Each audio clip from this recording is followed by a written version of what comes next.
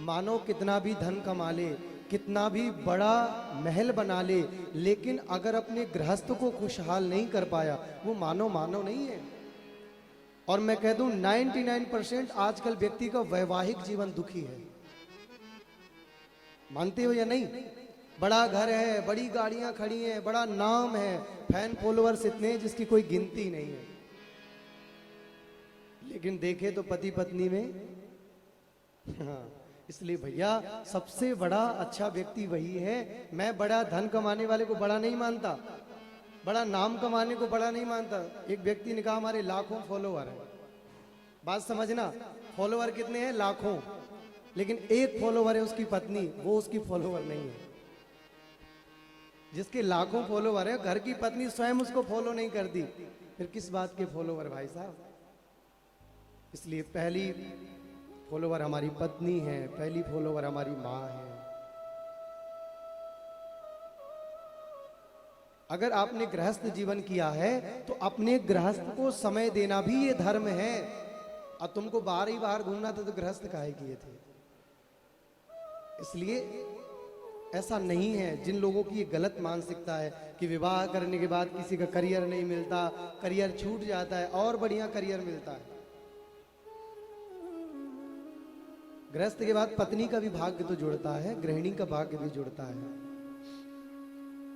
इसलिए नारद जी कहते हैं भक्ति महारानी आप बिल्कुल चिंता मत करिए।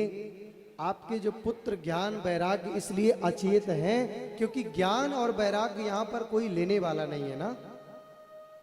और चिंता मत करिए, हम ज्ञान वैराग्य को जगाएंगे। अब भक्ति महारानी पूछा है कथम परीक्षिताराज्ञा स्थापितो ह्या शुचि कली प्रवृत्ते तु कलौ सर्व सारः पुत्र कतो गतो महान करुणा परेण हरिणाप्य धर्मा कथमीच्यते इमं मे संशयं छिन्धि तद्वाचा सुखितास्म्यहम्। कलयुग की विशेषता बताई है। सतयुग त्रेता द्वापर कलयुग में जो पुण्य बड़े यज्ञ करने में मिलता था, बड़े धर्म अनुष्ठान करने में मिला करता था, वही पुण्य कलयुग में केवल भगवान के कीर्तन से मिल जाता है। पूज्य श्री मलूक पीठ वाले महाराज जी अपनी कथा में एक बात कह रहे थे।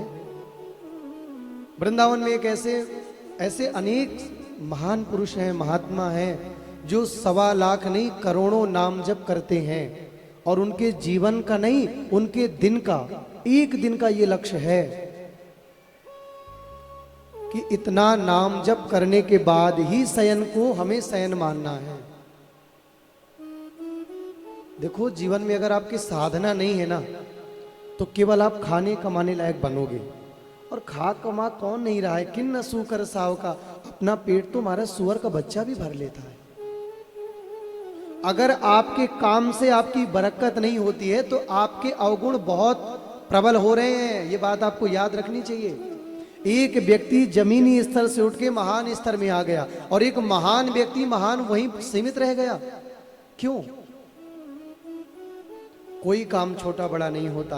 आपके पास में जो काम है आप अपने काम को ही अपनी साधना मानिए। अब हमारे देखो गंधर्व जन बैठे हैं, इनकी साधना यही है, यही इनकी साधना है और यही साधना इन्हें परमात्मा से मिला देगी। हमारी आपकी साधना लालन पालन, बच्चों का, गृहस्थ का धर्म करना और इसके बाद में जितना समय मिले वो संपूर्ण समय काहे में लगाना है?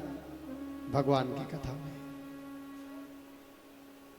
एकांत में बैठो, कभी कभी अपने आप को भी समय दो, अपने आप से भी मिलो, पूछो क्या है जीवन, कैसा है जीवन, जीवन का सार क्या है, क्यों आए हैं हम इस जीवन में।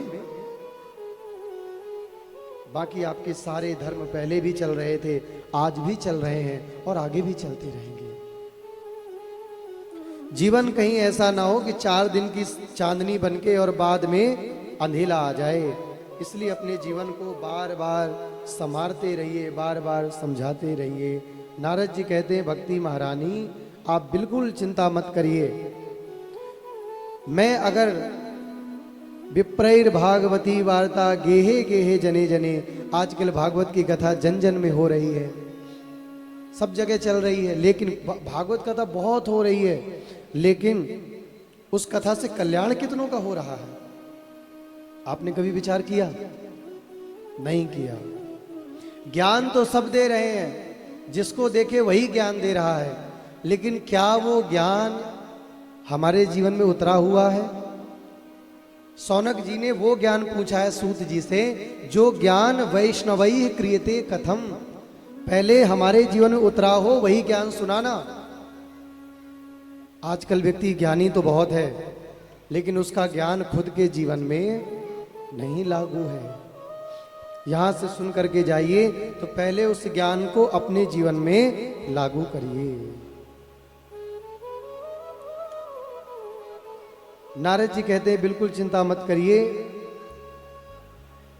आपके पुत्रों को जो अचेत हैं इन्हें चेतना में लाने की हमारी जिम्मेदारी आप हमारे ऊपर छोड़िए, हमने चेत अवस्था पर लाएंगे।